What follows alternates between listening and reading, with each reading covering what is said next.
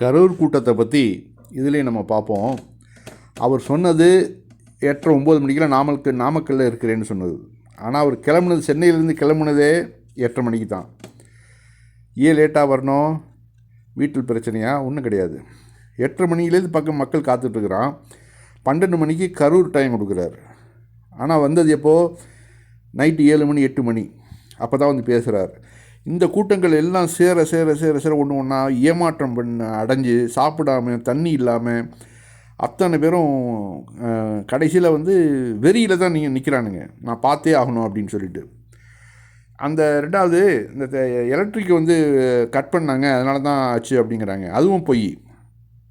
அந்த எலக்ட்ரிக் ஜென்ரேட்டரில் வந்து இந்த ரசிய குஞ்சுகள் போய் கீழே விழுந்து அந்த ஜென்ரேட்டர் உடஞ்சதுனால தான் இங்கே வந்து எலக்ட்ரிக் ஃபால்ட் ஆனதுன்னு சொல்கிறாங்க. ஆட்கள் வந்து நிறைய பேர் கீழே விழுகவும் தள்ளுமுள்ள வந்து இங்கேருந்து ஸ்டார்ட் ஆயிருக்கு. இந்த இடத்தோடைய உரிமையாளர் இப்போ நம்ம கூட இருக்காங்க. என்ன நடந்தது அப்படின்னு அவங்கள்ட்ட கேட்கலாம். சார், என்ன நடந்தது ஆக்சுவலா? சார், எல்லாமே வர மதியானம் 3 மணி வரல கும்பல் கரெக்டாக தான் இருந்தாங்க. யாரும் மேலே ஏறல, கரெக்டாக தான் இருந்தாங்க. காலையில 10 மணிலேருந்து 8 மணிக்கே வந்துட்டாங்க. 10 மணிலேருந்து கூட்டம் வர ஆரம்பிச்சிருச்சுங்க. கூட்டம் ஆரம்பிச்சு யாருமே சாப்பிட போகாம தண்ணி இன்னி கூட இல்லைங்க. தண்ணி கொஞ்சம் தான் ஏற்பாடு பண்ணியிருந்தாங்க. தண்ணி குடிக்கல எதுவுமே. எல்லாமே தண்ணி குடிக்கும் டயர்ட் ஆயிட்டாங்க. வர லேட்டா கும்பல் என்ன சேர ஆரம்பிச்சிருச்சு. கட்டுக்கணும் காவல்துறையினால கட்டுப்படுத்த முடியல, எதனால கட்டுப்படுத்த முடியல. அங்கங்க நிறத்து பக்கம் கரண்ட் கம்பத்து மேல ஏற, மரத்து மேல ஏற, இந்த ஷெட்டு மேல ஏற, அந்த மரத்துல ஏற, அங்கே ஏற, எல்லா பக்கம் ஏறி ஒண்ணுமே பண்ண முடியல. வந்த பிறகுதான் மரத்து மேல ஏறினாங்க. இல்லைங்க, வர்றதுக்கு அங்க இருந்து வண்டி வருதுன்னு சொன்னோன்னே ஏற ஆரம்பிச்சிட்டாங்க எல்லாருமே. இது மேல ஏறி அது மேல ஏறி அது மேல ஏறிட்டாங்களாம்.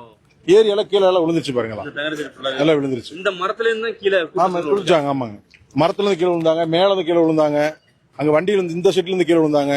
விஜய் போனதுக்கு பிறகு நடந்ததா இல்ல விஜய் பேசும்போதே நடந்தது? பேச கரெக்டா உள்ள வண்டி என்ட்ரி இந்த இடம் தான் பாயிண்ட். இந்த லைன் போயிட்டு இருந்தது, லைனை தாண்டி பஸ் நிப்பாட்டினாங்க. கரெக்டா இந்த இடத்துல தான் நடந்தது. கரெக்டா விஜய் பேச ஆரம்பிக்கிறதுக்கு முன்னாடி இந்த கரண்ட வந்து நிறுத்திட்டாங்க. கரண்ட் நிப்பாட்ட கரண்ட் எல்லா பக்கமும் இருந்தது. ஜென்ரேட்டர்ல யாரோ உள்ள ரூம்ல விழுந்துட்டாங்க. இந்த ஜென்ரேட்டர் நிப்பாட்டிருந்தாங்க. ஜென்ரேட்டர் ரூம்ல அதுல விழுந்ததுல தான் ஒயர் கட் ஆகியதான் கரண்ட் ஆஃப் ஆச்சு. இந்த லைன் போக்கஸ் மட்டும் தான் ஆஃப் ஆச்சுங்க. கரண்ட் எல்லா ஏரியால கரண்ட், நாங்க இந்த தெருவுல இருக்கோம், கரண்ட் இருந்தது.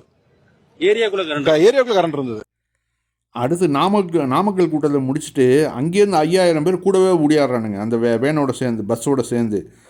அதில் வேற அந்த லைட்டை திடீர்னு ஆஃப் பண்ணிட்டாரு. அது வேற அங்கேயே வந்து முகத்தை காமிச்சிட்டு வந்திருந்தாங்க. ஏன்னா முகத்தை பார்க்கறதுக்கு தானே வந்தானுங்க அத்தனை பேரும். அந்த முகத்தை காமிச்சிருந்தாலும் அந்த கூட்டங்கள்லாம் அப்படியே கலைஞ்சு போயிருக்கும். அதை வேற ஆஃப் பண்ணிவிட்டு இவருக்கு எல்லாத்தையும் கரூரில் வந்து அந்த மாசை காமிக்கணுங்கிற ஒரே எய்ம் தான். ரெண்டாவது லைட்டை ஆஃப் பண்ணுறாரு, ஆன் பண்ணுறாரு. இந்த கூத்தை வேறு பாருங்கள், உள்ளே உட்காந்துட்டு சிரிக்கிறாப்புல. இந்த ஆள் சைக்கோவா என்னன்னு தெரியல எனக்கு.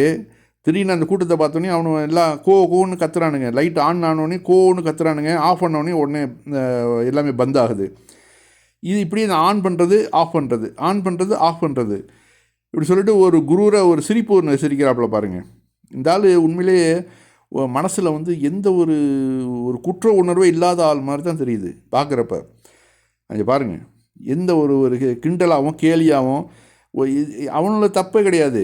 நீங்கள் இப்போ அங்கேருந்து வரீங்கல்ல, இந்த ஆளை பார்க்கணும், இவனை பார்க்கணும் அப்படின்னு சொல்லிட்டு உங்கள் மேலே தான் தப்பு.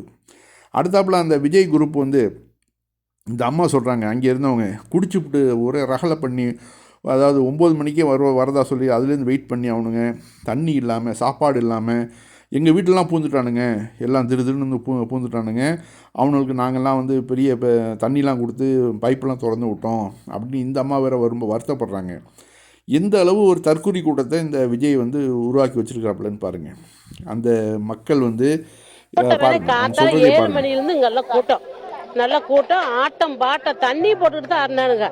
அவர் வர்றப்ப என்ன ஆயிடுச்சுன்னா சனத்தை கொஞ்சம் வண்டி வர்றதுக்கு வழி விடுறதுக்கு நெருக்கி விட்டாங்க. இப்படி தள்ள இவங்க எல்லாம் என்ன பண்ணிட்டாங்க, வீட்டு மேலே ஏற, ரோட்டு மேலே ஏற, இந்த இதுல ஏறிட்டாங்க. ஏறி என்ன ஆயிடுச்சு, அந்த இதுல தான் உடஞ்சி அந்த இடத்துல இதாகிருக்கு சேதாரம். ஏன்னா 7 மணிலேருந்து ஆடுறாங்க, சாயங்காலம் 7 மணி ஒரு தண்ணி கூட கொடுக்கல யாருக்குமே. அவன் தண்ணியை போட்டுக்கிட்டு நம்ம அதிக்கலாம் வீட்டுக்குள்ளேயே வந்துட்டானுங்க. இங்கே பூட்டி வச்சதை கேட்ட தாண்டிட்டு வந்துட்டானுங்க. தண்ணிங்கிறானுங்க. அப்ப நாங்க பைப்பு நீக்கி விட்டோம் குடிங்க அப்படின்னு. இந்த மாதிரி இது பண்றப்ப குழந்தை 9 மாசத்து குழந்தைங்க அந்த இடத்துல வச்சிருந்தாங்க. குழந்தையா நாங்கெல்லாம் சத்தம் போட்ட இப்படி நிக்காத அப்படின்னு, உங்களுக்கு என்ன வேலையை பாருன்னுட்டாங்க. அப்ப நம்ம என்ன சொல்ல முடியும்? இந்த மாதிரி எதுவுமே இல்ல. இந்த இதுலதான் இவ்வளவு ஒரு வெறித்தனமா இருக்கிறானுங்க பசங்க. ஆங்க இது மேலெல்லாம் ஏறிக்கிட்டு இந்த பாருங்க, அந்த மரத்து மேல ஏறி, இந்த மரத்து மேல ஏறி, அந்த வீட்டு மேல ஏறி குதி எல்லாம் சண்டை கட்டிருங்க. ஏறாதீங்கிறாங்க, ஏதாதீங்கிறாங்கன்னு அந்த பக்கம் பார்த்தோங்க. அந்த பக்கம் வேணா இப்போ பெரியவங்களுக்கு தான் பார்த்தோம், குழந்தைகளை பார்க்கல.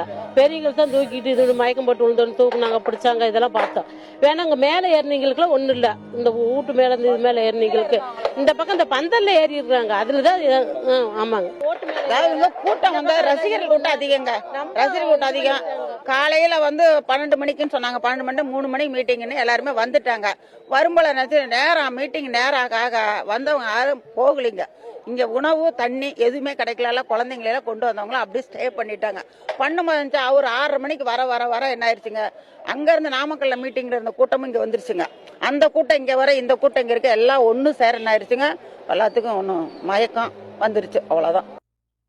காலையில் 7 மணிலேருந்து இந்த ஆள் பாருங்கள், இவர் வந்து ஒரு சந்தர்ப்பவாதிங்கிறது. கலைஞர்கிட்ட போய் நிற்பாப்புல.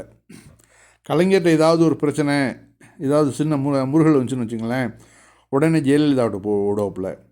இந்த ஆள் இப்போ ஆரம்பத்துலேருந்தே பிளானிங் பண்ணி தான் செய்கிறாப்புல எல்லாத்தையும். எல்லாரையும் நம்ம வந்து அனுசரித்து அட்ஜஸ்ட் பண்ணிட்டு போகணும். கொஞ்ச நாள் வந்து ஜெயலலிதா கூட போய் அவங்கள அப்போ தகப்பனோட போய் சேர்ந்து, சந்திரசேகரோட போய் சேர்ந்து அவங்கள்ட்ட போய் குசலம் விசாரித்து அவங்களையும் வந்து ஃப்ரெண்ட்ஷிப் பிடிச்சிக்க வேண்டியது. ஏண்டா யாருமே வந்து ஏதாவது ஒரு வகையில் உதவுவாங்கள்ல. அதனால் முதல்ல கலைஞர்கிட்ட இருந்தாப்புல, அடுத்தாப்புல ஜெயலலிதா முடிஞ்ச உடனே மோடிட்டையும் போயாச்சு. ஏன்னா அங்கே சென்ட்ரல்லையும் நம்ம வரி ஏய்ப்பு அதெல்லாம் வந்து கண்டுக்காமல் இருக்கணும்ல. அதனால் மோடிகிட்ட போய் அங்கேயும் சந்தித்து அவரையும் வந்து குசலெல்லாம் விசாரித்து அங்கேயே போயாச்சு. அப்புறம் ராகுல் காந்திகிட்ட போய்ட்டு எனக்கு ஏதாவது பதவி கொடுங்க அப்படின்னு கேட்க வேண்டியது. அங்கேயே போய் ஒரு இடத்த போட்டு வைக்க வேண்டியது. ஏன்டா யார் எப்போது பவருக்கு வருவாங்கன்னு தெரியாதுல்ல. அதனால் அங்கேயும் ஒரு சீட்டை போட்டு வச்சுக்கிறது. இப்படி பயங்கரமான சந்தர்ப்பவாதியாக தான் இவர் இருந்திருக்கிறாரு. இந்த கூட்டத்தில், கரூர் கூட்டத்தில் காலையில் 7 மணிலேருந்து நைட்டு 7 மணி வரைக்கும் சாப்பிடாமல் இருந்தவன் தான் இல்லை. 7 மணிலேருந்து நைட்டு 8, 9 மணி 10 மணி வரைக்கும் ஒரு தண்ணி குடிக்காமல், சாப்பாடு சாப்பிடாம ஒருத்தர் இருந்தானா, வெயிலில் அதுவும் சுட்டரிக்கும் வெயிலில் நின்றுட்டு இருந்தானாக்க அவனுக்குள்ளே அந்த எதிர்ப்பு சக்தி, எனர்ஜி எல்லாம் வேஸ்ட் ஆகாமல் ஆகாதான். அங்கே எங்கேயும் போக முடியாது. ஒரே ஒரு ஹோட்டல் தான் இருந்திருக்குது அங்கே போயிட்டு அந்த மக்கள் இவ்வளவு கஷ்டப்பட்டு பாவமாக இருக்குது. நம்மளை பார்க்கும்போது நம்ம கண்கள்லேருந்து கண்ணீர் வருது. அந்த பிள்ளைகளை பெட்டில் கிடக்கிறத பார்க்கும்போது, அவங்க மிதிப்பட்டு செத்து போனது, இதெல்லாம் வந்து கொஞ்சம் கூட ஒரு வருத்தம் கூட தெரிவிக்காமல் நேராக ஓடி போய் ஃப்ளைட்டை பிடிச்சி நேராக மெட்ராஸ்க்கு ஓடுறிய நீ ஒரு தலைவனா? அங்கே இருந்து ஏதாவது வருத்தம் தெரிவிச்சியா? இல்லை அங்கே நான் கரூர் ஹாஸ்பிட்டலுக்கு வந்து அங்கே வந்து ஏதாவது அனுதாப வார்த்தைகள் 4 வார்த்தை சொன்னியா அந்த மக்களை பார்த்து? நீ ஒரு தலைவனா நீனு? ஒரு நடிகனாகவும் ஒரு லாய்க்கு இல்லாத, ஒரு அரசியல் தலைவனாகவும் லாய்க்கு இல்லாத ஒரு ஆளாக போயிட்டு நீனு. அந்த அளவு வேகம் வருது நமக்கு இவனை பார்க்கும்போது.